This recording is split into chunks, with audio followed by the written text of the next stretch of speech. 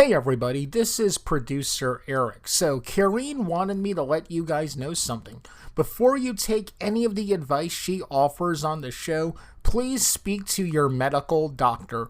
Also, when you do take Karine's advice, please understand that results will vary per person.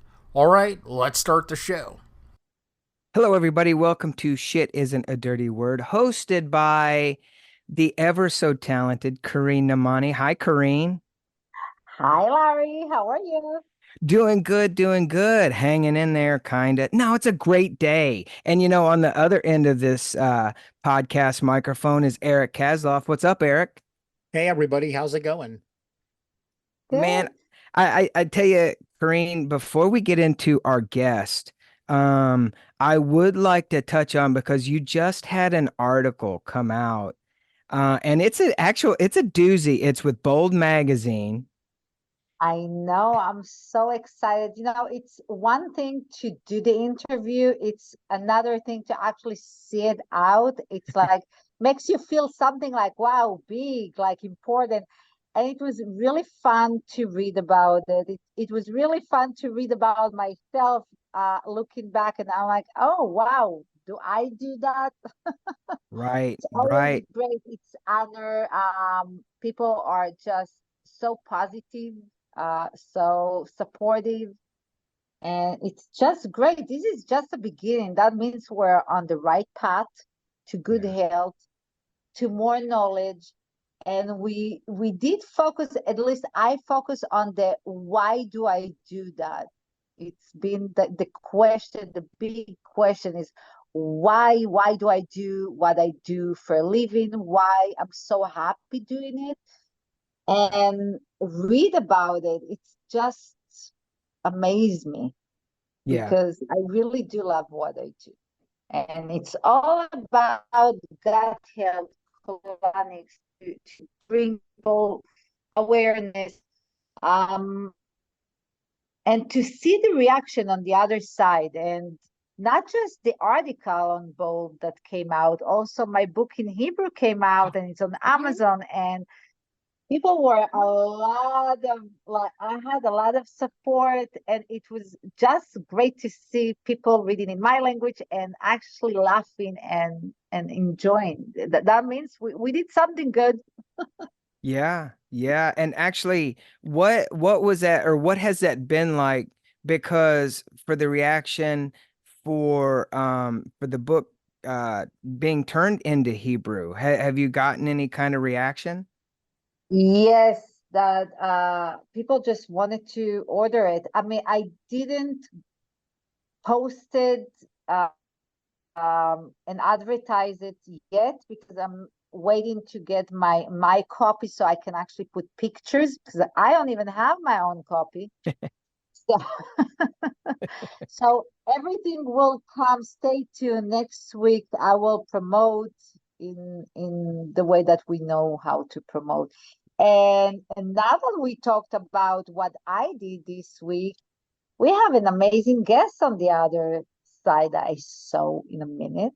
Yes, yes, absolutely. And here's obviously this is what I love because obviously, Kareen, you are a gut health expert, and much like what you've done because you read through your book, right? Shit isn't a dirty word, the unorthodox. Um, Approach to colon habit yeah, therapy. thank you. And you talk about your personal journey and really how you became who you are right now and why you're so confident in yourself and your ability to not just talk about gut health, but to actually do it, right? Yeah, I think I can answer that really well. I'm aligned with everything I do. I mean, my Yeah. passion, my goals, my thought, everything is aligned to the same thing. That this is what I'm doing. This is my passion. This is what I'm trying to change. And you know me for a long time. Yes. The amount of no that I've heard, I could made more money from no than making money from saying yes. Right. But none of those no, even pushed me to any side. I stayed in one line and in my road. I guess it's my way or the highway, because I do believe in my way, and I'm not listening to the distractions. Yeah. And this is, I guess, the way in natural health. There is a lot of distraction because there is a lot of thoughts, there is a lot of opinions, there is a lot of do and don't.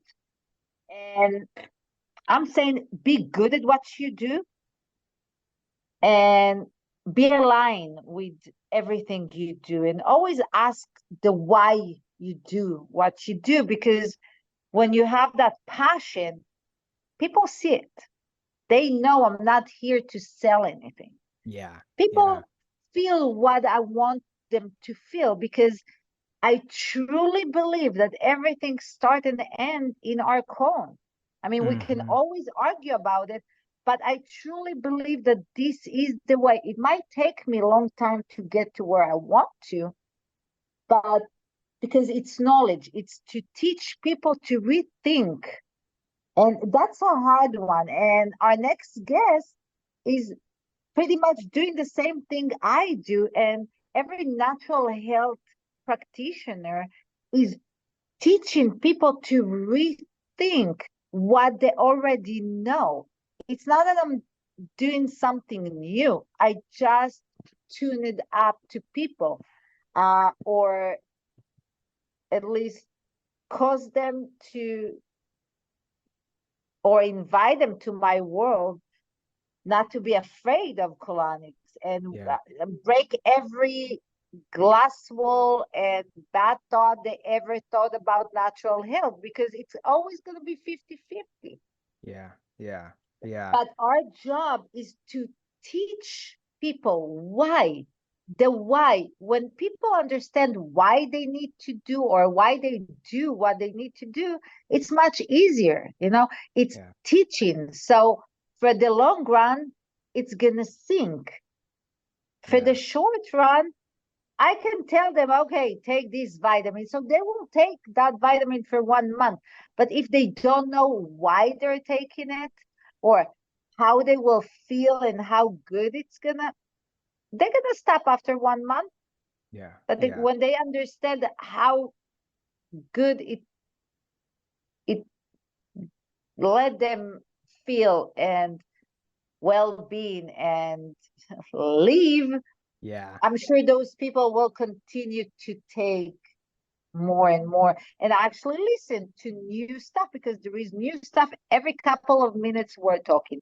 So introduce us to our next guest. Yes, this is a great that's really a great introduction in a way to our guest, Amelia South. Welcome to Shit Isn't a Dirty Word podcast. Thank you.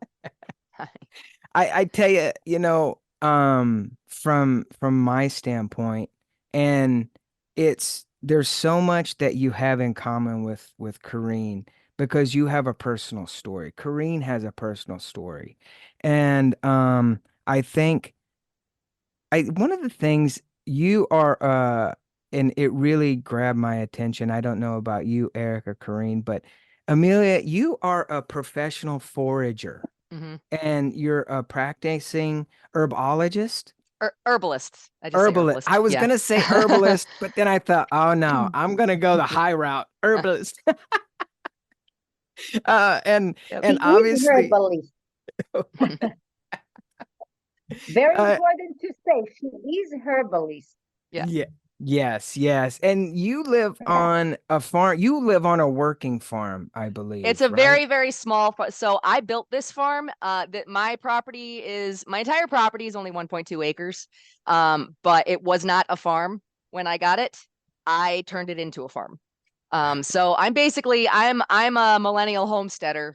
That's like a thing. There's a whole class of people. But I've been doing this since 2017. I've been farming since 2014, so it's been 10 years now. I've been working on other farms and other nurseries and greenhouses and other people's organic farms. I only know how to farm organically. Like I've never worked on a conventional farm. I've never wanted to work on a conventional farm, so I only know organic farming. And I built lots and lots of gardens, garden after garden after garden. So I have some really, really large gardens, basically like a market garden operation. Plus, because I'm an herbalist, I don't know if you know anything about growing plants at all. In all honesty, because I don't have acres and acres and acres, I don't have like row after row after row of a certain herb. I basically kind of throw stuff and wherever it comes up Which is we wherever it wants love. to. It's like chaos gardening. But honestly, a lot of the herbs that I work with tend to be things that like are just naturally the seeds that spread through the air. They show up. They show up in the garden. They show up as what normal people would weed. You know, I'm going to weed this out. I don't want this because it's not a vegetable. I look at it and honestly, I don't weed that much because half the weeds that show up are either edible or medicinal. So I'm just like, well, you know what? I'm going to work with that. I'm just going to let it go. Occasionally, this results in a really stupid decision. Like I've got a big patch of mugwort that is just, I don't know how I'm going to even get rid of it. I have too much. I've got one comfrey plant. I don't know if you know any of these plants, but it's okay. There's a comfrey plant that put itself in the vegetable garden. And because the leaves are really great for compost, I said, oh, it's, I'll just let it go and I'll chop the leaves down, let it compost, let it feed the plants. This thing is now 4.5 feet wide with roots like the size of my arm, and it is never going to leave the garden unless I get an excavator to pull it out. So I gave up on that. Things like that. It's just like, be careful what you let stay in the garden. Wow. I know. Now, this is fascinating because I grow my own little garden. I wish I would do bigger, but I just use herbs for myself. Mhm. Back in the days, I used to buy herbs or grow herbs and then make tinctures out of it or teas Yep, to that's what I treat. do.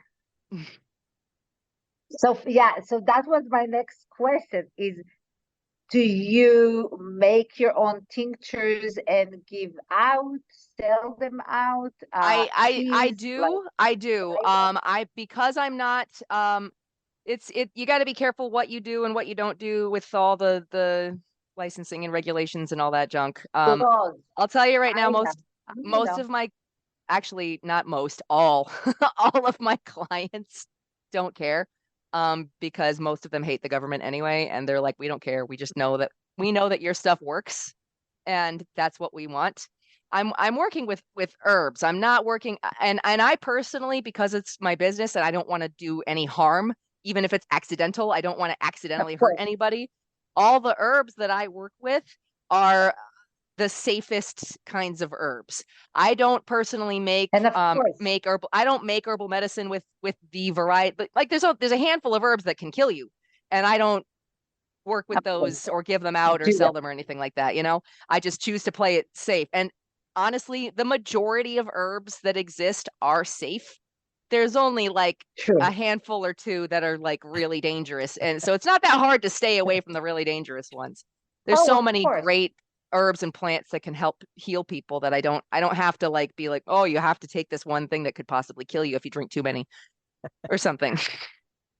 Listen, I mean, speaking about clients, I mean, I don't know. I live in California and regulation is crazy, Mhm. but the amount of sage that I pulled out of my garden and gave to my client Yeah. is insane.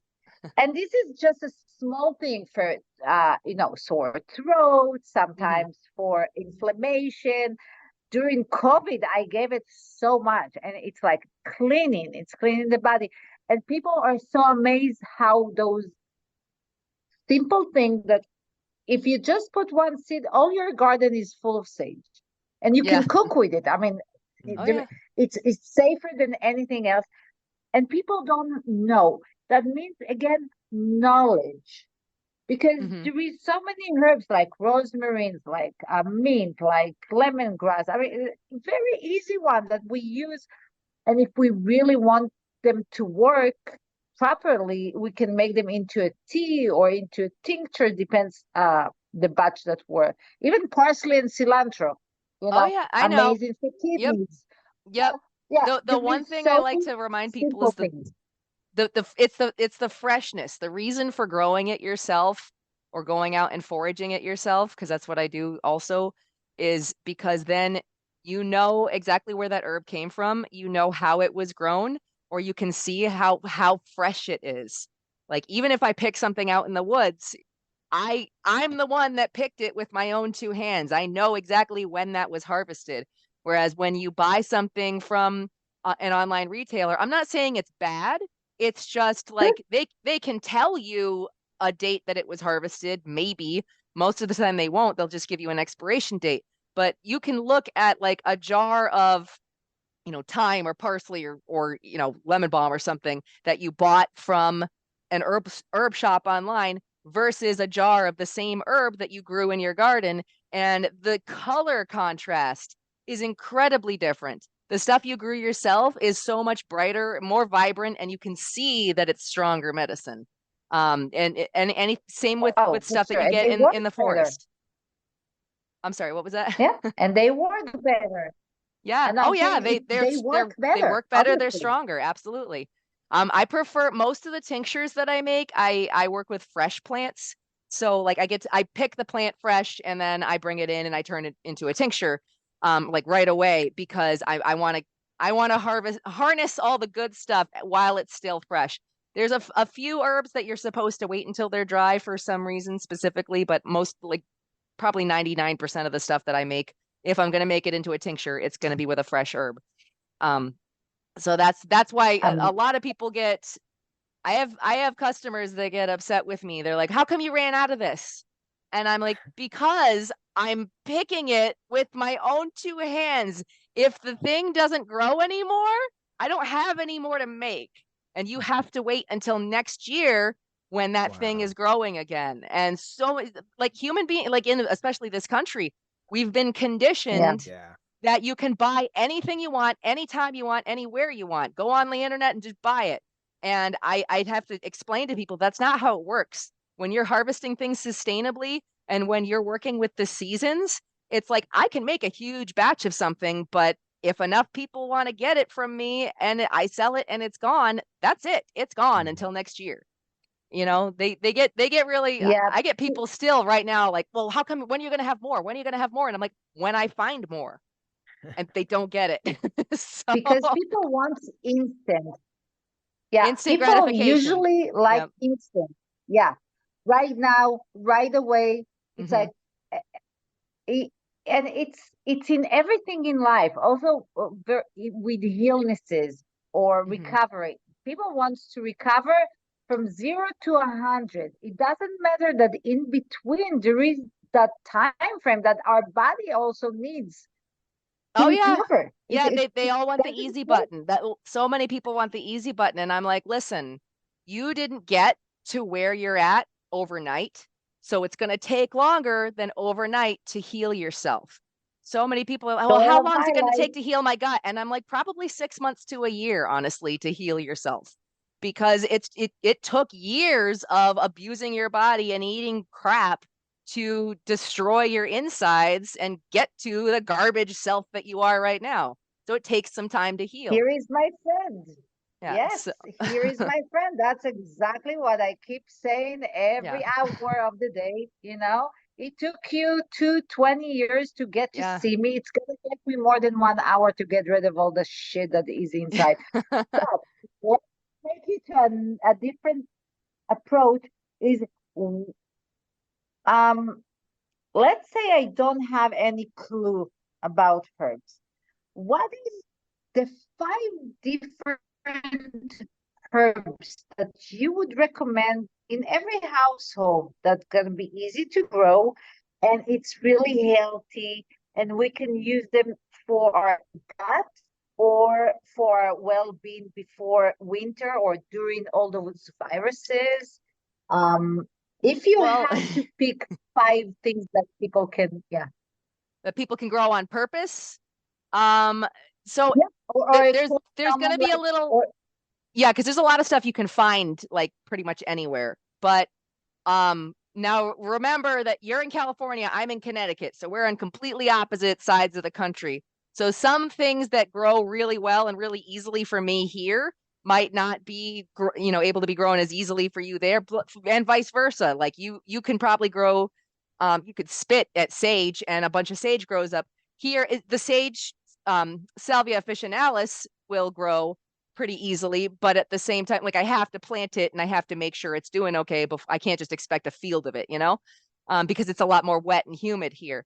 So Yeah. that said, I still think sage is a fairly easy and common plant to grow. So I would definitely recommend sage, because sage is an aromatic. Sage you can make into a tea. You can infuse it in honey.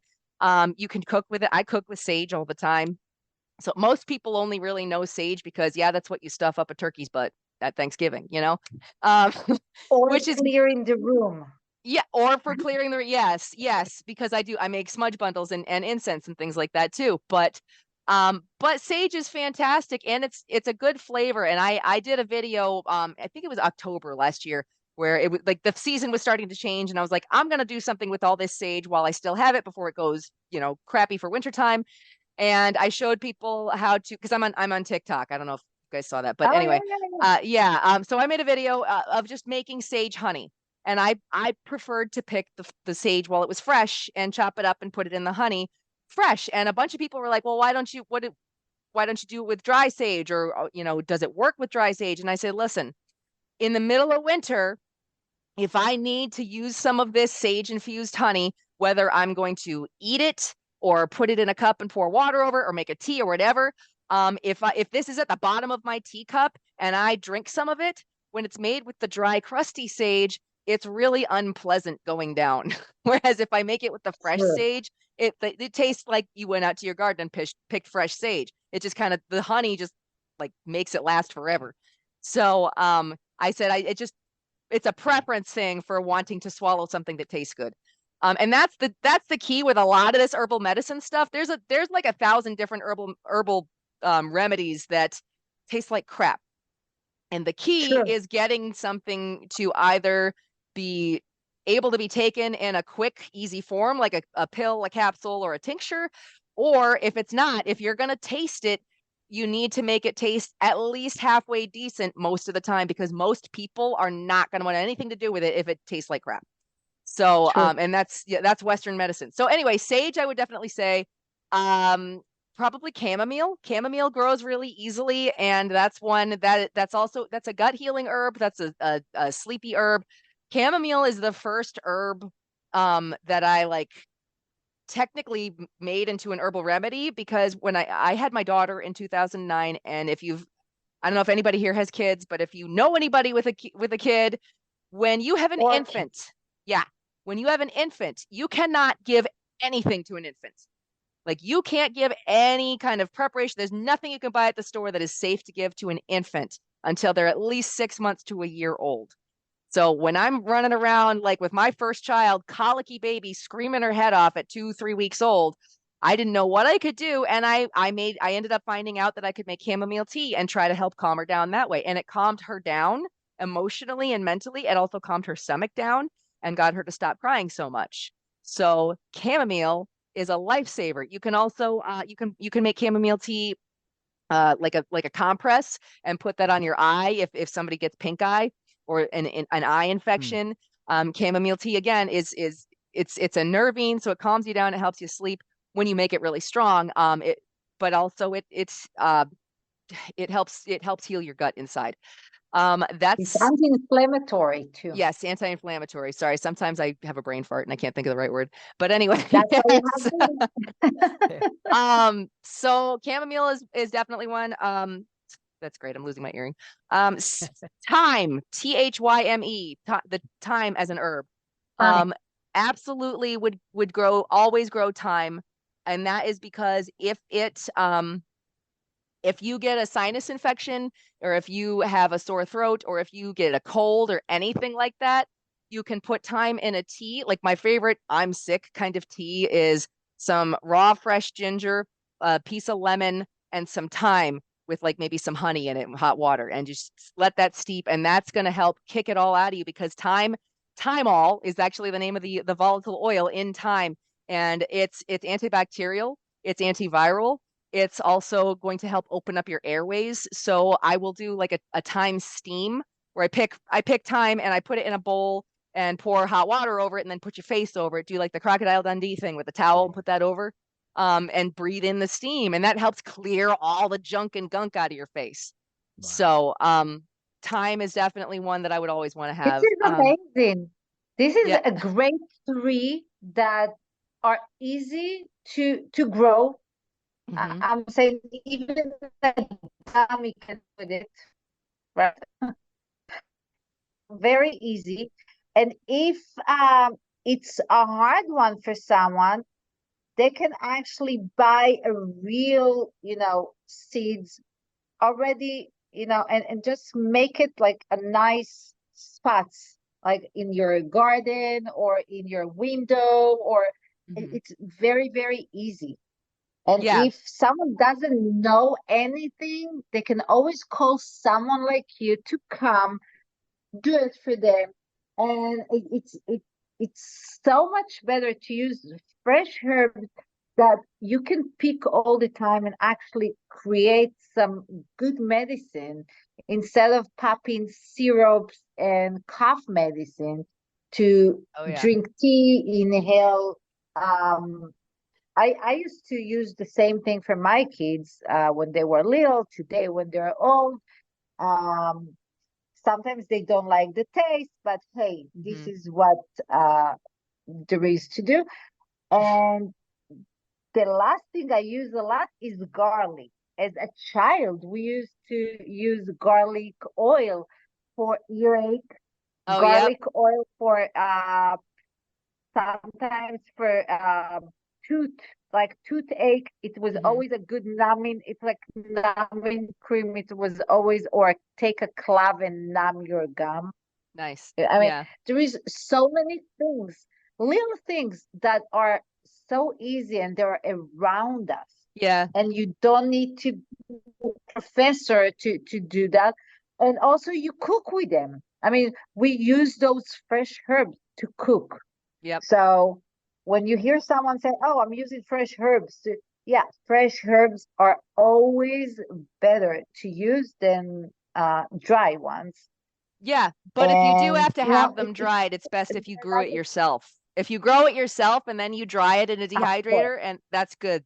That's all right, because in the dead of winter, I mean, where you are, there's probably stuff growing all the time, but where I am, in the dead of winter, you got nothing. It's your SOL on any kind of fresh herbs. You have yeah. to So that's be, the time to dry them. yeah, you want to dry some and save some for the winter time. You know, For I have Oh, sure. a question for both of you guys. It seems like it's not this is not an immediate thing. Like gut health and the herbs and the remedies and finding, is it true that you find what works for you, especially with gut health? And as long as you understand,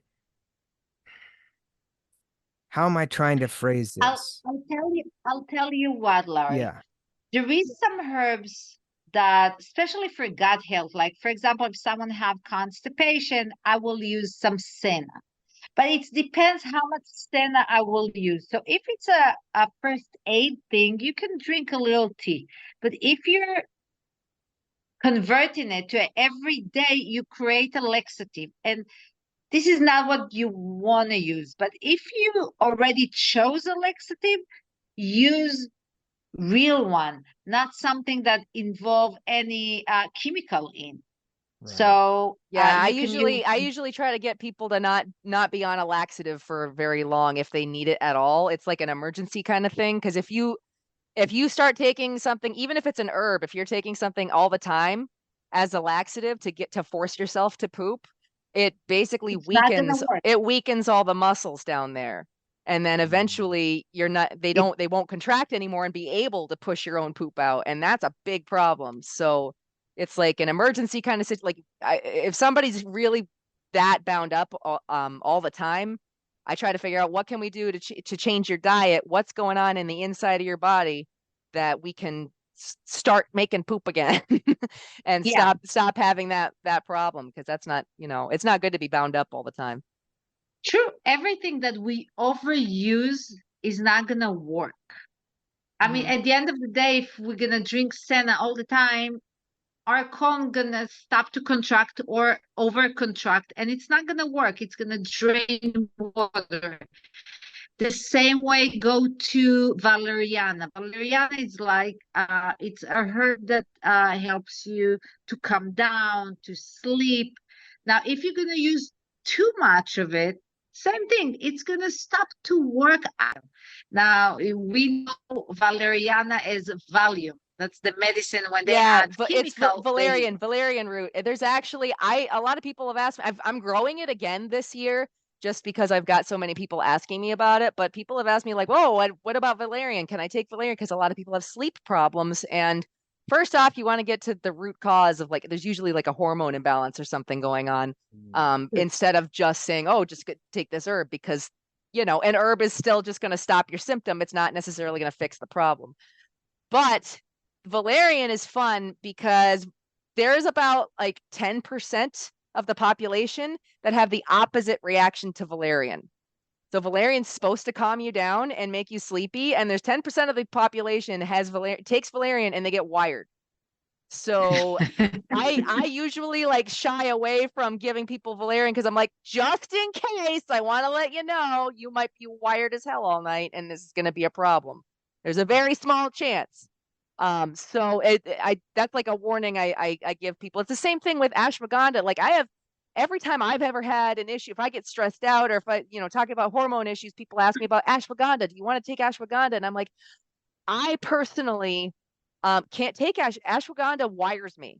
If I take ashwagandha at 9 a.m., I am just wired as hell. I have so much energy. It's ridiculous. And everybody's like, oh no, take ashwagandha because it'll calm you down. It'll relax you. And I can't. So I don't ever recommend ashwagandha to anybody. And it weirds people out. But I'm like, this is based on my own personal experience, because there's probably other people out there like me that have that same reaction. So I'd rather play it safe and be like, no, instead of ashwagandha, try this other herb or something like similar. There are literally thousands of herbs, and so many of them share qualities with each other. So like, it's not that hard to find something that's going to be, similar to what you're looking at. There is, you started asking a question earlier and I had a great answer and now I forgot what it was. I forgot what the question was, but I remember I was thinking about planting stuff that you can find, plants that you can find very easily. And I thought it was important to mention that because a big part of what I do is foraging. Foraging is going out in the woods, the fields, the forests, wherever out in the wild and finding your own food or medicine. And that's what it was. You said a lot of times herbs don't have an immediate effect. There are things take a long time. There are some herbs that absolutely have an immediate effect. That's why something like mullein is so popular right now. Verbascum thapsus. It's a weed. Most people just pull it out. It's a horrible weed in their yard or in their garden or whatever. And it honestly, if you take mullein tea, if you have a cough, if you have a really dry cough, your chest is spasming, you can't stop, and you take some mullein as a tea or a tincture, your cough stops. Like within less than a minute, your cough stops. Really? And so that's one of those things like, oh, well, you know what? Herbs actually do work. Herbs are awesome. Or plantain. Plantain, you can find Plantago species. They're all over the country. It's a weed that grows in people's driveways. It grows like wherever people walk. Like all the hiking trails have plantain in them. And that is the first herb that I teach when I'm talking to kids. It's the first herb I ever taught my kids. And it's just the one thing like everybody needs to know because it grows absolutely everywhere. It's very easy to find. And if you get a bug bite or you get a bee sting, you're itching like crazy. It hurts like hell because you got a bee sting or a wasp sting. Or if you get a scratch and you've got this big, you're starting to bleed everywhere, find some plantain, pick a leaf, chew it up, stick it on it. It stops the itching. It stops the bleeding. It stops the pain from the bee sting, all of that. Plantain Wow. is fantastic, and it's just a weed that grows in everybody's yard, like everywhere. Wow. So it's like almost immediate. I remember like 3 years ago, my son, I had my kids hiking, and my son crawled up this hill, and a wasp went into his sock in his shoe. What? Oh Yeah, my God. somehow it managed to fly into his sock while he had his shoe on and everything, and he starts screaming and crying, and I'm like, "Oh my God, what happened?" And he showed me it was all swollen and red, and immediately I had my daughter with me. We ran around, we found some plantain on the side of the path. I picked it, chewed it up, stuck it on his ankle, and like he calmed him down, and we started walking a little bit again. And literally it had been like not even 2 minutes from the time he got stung to the time he just stopped crying. He was totally fine, starts playing again. I said, are you okay? Is your foot okay? Are you still hurting? Yeah. He's like, no, I'm fine, I'm good. And I looked, and there was no swelling. It wasn't even red anymore. You could barely tell he got stung. Wow. So that's plantain. That's one Wow. little herb. Yeah. How did you learn all this? Uh there's a lot of trial and error going on. But so I started foraging, like the first time I ever foraged on purpose was in 2006. I was living in Washington State, and there were blackberries absolutely everywhere. Mm, And I said, you know what? That's free food on the side of the road, because I was a poor 22-year-old living in a shitty apartment. And I was like, I'm going to get this free food. And I did. And I taught myself how to make jam and wow. make all kinds of stuff with the blackberries, because, why not? And that was really the first time I did it, like, for real, on purpose. And ever since then, I've just like started looking for things. Look, what else can I do? What else can I find? And it's built up slowly over time since then. In about 2018, I think it was the end of 2018, I was losing my health insurance. So I lost my health insurance for like a year, and I didn't know how long I would be without, but I knew it was going to be at least a year. So I started learning herbalism Yeah. as much as I could for free. And then there was this one class that I found. So it was basically like they wanted $300 or $400 a month for insurance that I couldn't afford at the time. Yeah. And then I found this class that was like about just a little under $500. So I'm going, $400 a month, or I can take this class for Um, $500 and teach myself how to heal myself. So I did that, and it was a really good investment. I've wow. I've taken a lot of classes since then. I'm still taking classes right now. I'm in like 3 different online classes, but I have at least a dozen books. I listen to podcasts all the time. I'm always still learning myself, but a good way to learn herbalism and foraging is by doing it, not being afraid to try it. Yeah. You see something online, it's like, all right, well, you know what? I can figure this out. For whatever reason, I just happen to it clicks. Plants click with me. Like when I started farming, I immediately could recognize all the plants, and I recognized all the stages. Mm, And I'm sure it's got something to do with past lives. I've probably been an herbalist in like yeah. every past That's life. what I wanted to actually say, that it comes out of you and aligned with everything you talk, you do, Yep. everything comes together. And for sure, in your past life, you did something like that. I know in my past life, I used herbs because herbs came to me like I drink my coffee. Mhm. Sometimes I tell people, like, mix that 1, 2, 3, 4. I never mixed it before, but I know it works because it's familiar to me. Well, I use a lot of herbs, and the herbs world is amazing if you know how to do it. And it's like a candy shop, because you can mix, you can try. The sky is the limit to the variation we can do and mix for specific things for each person at a time. Now, I wanted to mention one thing with herbs. Herbs are amazing, but there is no one herb for all. And people need to Absolutely. also check that if they don't have high blood pressure, low blood pressure, disease that are not aligned with the same herb. So it what works for me not necessarily will work for someone else. So we need to Hmm. be also very careful. The herbs you mentioned before, those 5 simple herbs like sage. They're good pretty much for everybody, and they can't hurt anyone. I mean, chamomile is chamomile, sage is sage, thyme is amazing. And again, if someone wants something extra for their health, they better see herbalist like yourself or someone professional. Please, for all our audience, do not just do it because you've seen TikTok. Yep. Not all Yep. the herbs Always do are your own good. research. Always do your own Yeah. research. Absolutely. The Especially if herbs you're on can kill you. medications. If you're on any kind of medication, you want to check and say, can I have this herb with this medication? You don't want to just, you're not going to, in most cases, you're not going to be able to just simply replace your medication with an herb. Yeah. Herbalism is a little bit more complicated than that, you know? Wow. So, So yeah, so be aware, go to professionals. I mean, we give a lot of knowledge about things that can work and not work, but in deep herbs, you want to see a professional to see if it's aligned with medication, if it's aligned with your health, well-being, because one herb is not good for others. The same way I always say, there is no one diet for all. There is no one medicine for all. What works for one doesn't work for all.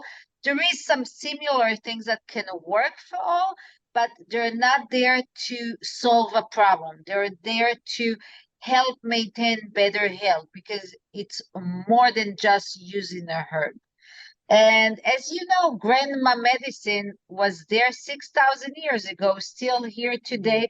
We use it. They work. They're amazing. And this is exactly those herbs Amelia talked about. Those are grandma medicine. If someone had a mistake, this is the grandma medicine. And sitting here in California, I can tell you that more and more people growing their own garden because we're not trusting the market. You know, there is a lot of pesticides, there is a lot of poison. Whatever they sell us is green or healthy or organic, not necessarily will be organic. So it's also read the labels. It's always better to grow fresh herbs than buying them. Very easy to do. Really, it's simple. You can grow herbs in apartments. You can grow herbs in big houses with garden. You can have small gardens. It's very easy. And today I saw something look like a tall thing that you can actually plant some herbs around. It's like a little oh yeah, the towers, that the little tower. Yeah. Yeah, towers. I don't know There how is well an they work option. for herbs, but yeah. No, but I'm saying there is always option. We just need to ask the question. Don't just go and follow, oh, I saw it on TikTok. Don't. Search, research.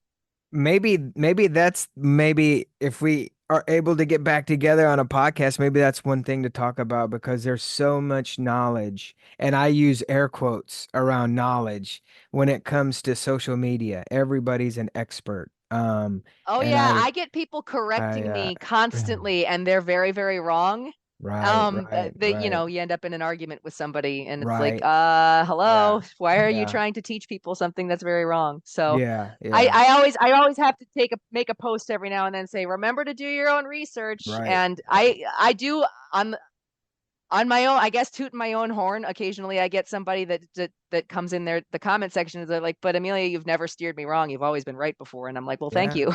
Yeah. I try, but Yeah. you should still always go do your own research just to make sure, because plants can look different too in different parts. And you know, Well, Amelia, I really feel this is going to be the start of a beautiful friendship between all of us. We will have all of your links posted when the show goes up. And we just again want to thank you so much for coming on. Karine, anything to say in closing?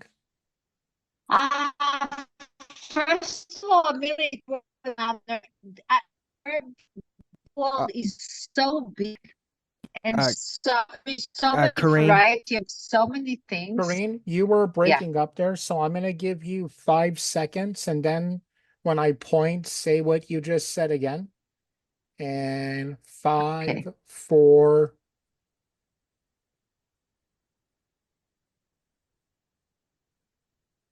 So it was, first of all, my honor to have Amelia on my show. Talking about herbs, it's so big. The world of herbs is so big and there is so many variety. We couldn't cover not even the tippy toe of herbs and herbalism.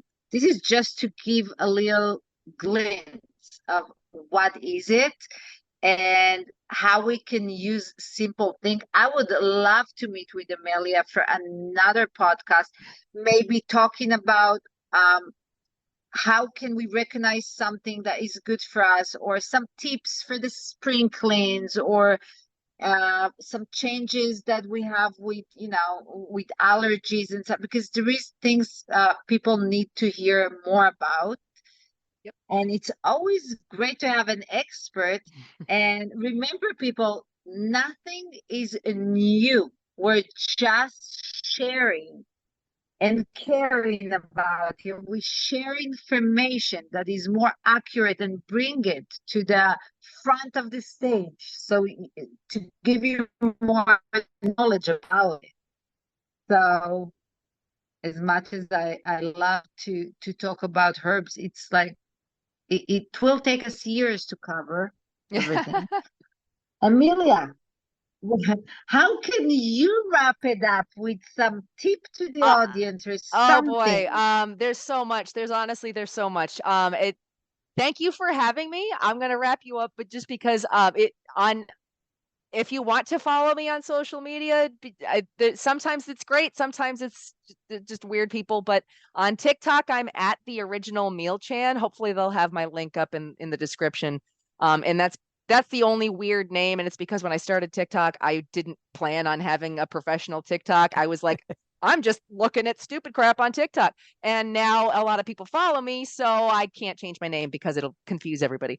But everywhere else, if you look up Black Sun Farm, I'm Amelia from Black Sun Farm. Because if you Google Amelia South, there's a hotel in Florida called Amelia South. And I'm like, I'm not a hotel. So I just wanted to tell you that. Yeah, Black Sun Farm is my farm. So I'm Amelia from Black Sun Farm, or Black Sun Farm CT, because I'm in Connecticut. But that's me if you find me anywhere on the internet. And I teach classes online. I teach classes on in person. I try to teach everything I know to people so you can take your own health into your own hands, take control of your own life, and start to heal yourself. Amazing. Couldn't I say love it better. I love it. Well, thank you, Amelia. Thank you, Kareen. Thank you, Eric. And this will wrap up this particular episode. All the links are in the description. And what we didn't get to, Amelia, is you have online classes and in-person events if you're in Connecticut. Absolutely amazing. And I cannot wait to have you back on. Thank Thank you. you.